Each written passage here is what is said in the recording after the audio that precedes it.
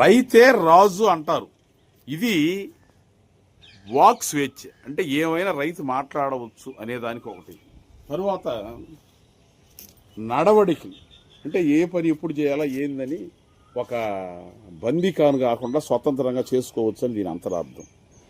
మేము రైతులు అయ్యుండే కూడా మాకు అదృష్టం ఏంటంటే ఇదే మా ఇల్లు, ఇదే ఇల్లు.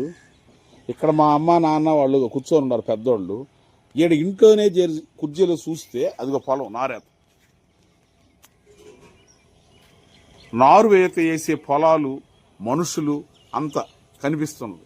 అక్కడ దుక్కి దున్నడం, ఇంకో పక్క ఈ పక్క నీటిపారుదల శాఖ పెట్టడం, మొత్తం ఏ టు జెడ్ అంతా ఇంట్లో చూస్తేనే మొత్తం కనిపిస్తుంటుంది. ఇలాంటి సౌకర్యం చాలా మందికి రాదు. ఇలాంటి సౌకర్యాలు కలిగించింది మా అవ్వ తాతలు, మా బాబు, మా చిన్నాన్న వాళ్ళు తీసి చేయబట్టి ఈరోజు అరసాగాడ ఈ విధంగా కొత్తగా రావడం, అన్ని సౌకర్యాల పరంగా కూడా మాకు రైతే రాజుగా నిలబడడం జరిగింది. ఇది మేము అదృష్టంగా భావిస్తున్నాము. ఎప్పుడు మా విశేషాలని తెలియజేస్తున్నాం కాబట్టి ఈరోజు ఈ విశేషాలు తెలియజేస్తున్నాం. Okay, thank you. అందరికీ నమస్కారం. ఇప్పుడు మనం చేసే పొలాలు వరి సాగులు సివిఆర్ పద్ధతిలో వరి సాగు చేస్తూ ఉంటాం కదా. ఆర్ఎన్ఆర్ 15048 తెలంగాణ సోనా, అదేవిధంగా KNM 12 368, KNM 1638, NLR Nellore Masuri రకాలు, అదేవిధంగా MT 1010, బాపట్ల BPT 5204 సాంబా మసూరి, ఇలా ఎన్నో దాదాపు 50-60 వరి వంగడాలు నెల్లూరు మొలగొలుకులతో కలిపి మన క్షేత్రంలో పండించడం జరిగింది. ఒకప్పుడు మన నానమ్మ తాతయ్య వాళ్ళ ఇల్లు నెల్లూరు మొలగొలుకులని అమ్మమ్మ తాతయ్య నానమ్మ తాతయ్య వాళ్ళు పండించేవాళ్ళు. ఆ రోజుల్లో ఎద్దుల బండ్లలో రైసులు ఆడిచ్చి ఎద్దుల బండ్లు పంపించేది. ఇప్పుడు నేను APSRTC నవత ఏ విధంగా అయితే రైస్ బ్యాగ్స్ పంపిస్తున్నానో, ఆ రోజుల్లో వీళ్ళు ఎద్దుల బండ్లలో కుటుంబ సభ్యులకి బంధువులకు పంపించేవాళ్ళు. వాళ్ళ నుంచి నేను నేర్చుకునేదంటే అదే, అంటే పొలాలు, సొంత పొలం, నీళ్లు, కయ్య కాలవ సంపాదించి పెట్టారు. వాటిని మనం జాగ్రత్తగా చేసుకుంటూ 10 మందికి జీవనోపాధి కల్పిస్తూ 10 మందికి మంచి ఆహారం అందిస్తూ ముందుకు పోవడం అనేది ఒక గొప్ప మెయిన్ ఉద్దేశం. ఉన్నత చదువులు చదివి బీటెక్ శ్రీ విద్యానికేతన్లో చదివి విదేశాల్లో కంప్యూటర్ ముందు ప్రోగ్రామింగ్ చేయాల్సిన నేను నానమ్మ తాతయ్య నాన్న కుటుంబంలో ఉండి అటు సొంత మనుషులతో ఇక్కడే జీవనోపాధి వరి పండిస్తూ నేను చాలాసార్లు చెప్పడం జరిగింది. నాన్న కానీ తాత కానీ జేజి తాత కానీ వరిని మేము బతికించట్ల, ఒరే మమ్మల్ని బతికిస్తుంది. మన యాన్సిస్టర్స్ పూర్వీకుల నుంచి వచ్చినటువంటి వారసత్వం. ఎంతోమంది సినిమా యాక్టర్ కొడుకులు సినిమా యాక్టర్లు అవుతున్నారు, రాజకీయ నాయకులు కొడుకులు రాజకీయ నాయకులు అవుతున్నారు, రైతుల కొడుకులు రైతులు కావట్లేదు. చాలా సార్లు చూస్తూ ఉంటాం మనం. కానీ మా కుటుంబంలో అది జరిగింది, రియల్గా జరిగింది. మా జేజి తాత వ్యవసాయదారుడు, మా తాత వ్యవసాయదారుడు, మా నాన్నగారు వ్యవసాయదారుడు, నేను వ్యవసాయదారుడు. 4 తరాల వారసులు దాదాపు 100 సంవత్సరాల నుంచి వరి సాగులు చేయడం జరుగుతూ ఉన్నది.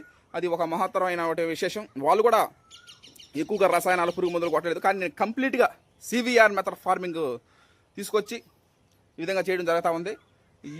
ఈ రోజుల్లో అయితే ఒక సెంటు భూమి కూడా కొనలేము. ఆ రోజుల్లో వాళ్ళు అన్ని పొలాలు కొనడం, మనకి ఇచ్చడం, ఈ విధంగా 10 మందికి మనం పంపిస్తూ ఉన్నాం రైస్. అది అందరికీ ప్రత్యేక కృతజ్ఞతలు తెలియజేస్తూ ఈ రోజున వేటగిరి రమణయ్య గారు, వేటగిరి సుశీలమ్మ గారిని ఆదివారం కాబట్టి అందరూ సెలవులు ఇంటికాడ ఉంటారు కాబట్టి తెలియజేయడం జరుగుతూ ఉంది. Thank you. హర్షత్ విహార్ అంటే ప్రకృతి రత్న అవార్డు గ్రహీత. Thank you. అందరికీ నమస్కారం. ఈరోజు 2వ రోజు నారా చేస్తున్న స్వాగతం సుస్వాగతం. ఆదివారం అయినా ఈరోజు 50,000 రూపాయలు ఉద్యోగస్తుడైన ఆదివారం రోజు సెలవు తీసుకొని ఇంట్లో హాయిగా కూర్చొని చికెన్ చేప తెచ్చుకొని తింటారు. కానీ మా రైతులు కట్ట కాదు.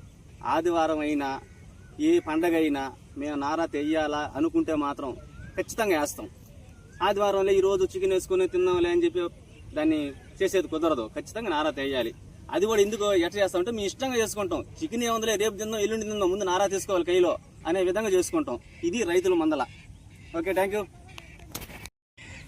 The pride of Telugu Indian rice RNR 15048 వచ్చే నెలలో రిలీజ్ చేయడం జరుగుతుంది. ఇది ఏ వరి వంగడం అయినా ఇప్పుడు వరి రంగాల్లో ఎన్నో వరి రకాలు ఉంటాయి, అన్ని మనం వేయలేం.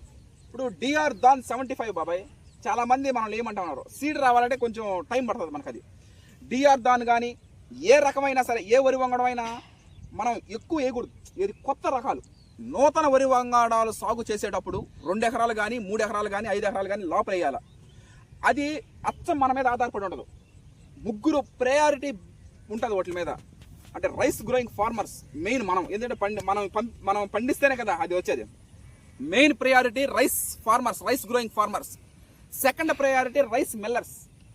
ఒక రైస్ మిల్లర్గా, ఒక ప్రకృతి వ్యవసాయ యువ రైతుగా, ఒక రైస్ కన్జ్యూమర్గా, మూడు మనం ముందు కన్ఫామ్గా మనం చేయాలి. ఎందుకంటే మనం ఈ ఫీల్డ్లో ఉన్నాం కాబట్టి. అన్ని వరి వంగడాలకే సక్సెస్ఫుల్ కాలేవు, కొన్ని మాత్రం సక్సెస్ఫుల్ అవుతాయి. ఒక వరి వంగడం సక్సెస్ఫుల్ అవ్వాలన్నా, ఫెయిల్యూర్ అవ్వాలన్నా, అది నేను చెప్పినట్టుగా rice growing farmers, rice millers, rice consumers ముగ్గురు ప్రయారిటీ బేస్ మీద ఆధారపడి ఉంది. ఈ ముగ్గురులో ఏ ఒక్కరికి నచ్చపోయినా ఆ వరి వంగడం ముందుకు సాగదు.